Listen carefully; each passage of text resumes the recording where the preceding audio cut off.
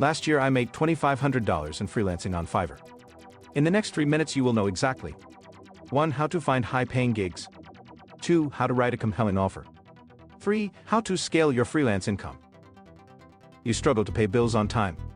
I made $1,200 in per month writing articles. Today, create a Fiverr account and offer your writing services. But here is what nobody tells you. Most gigs require a strong portfolio.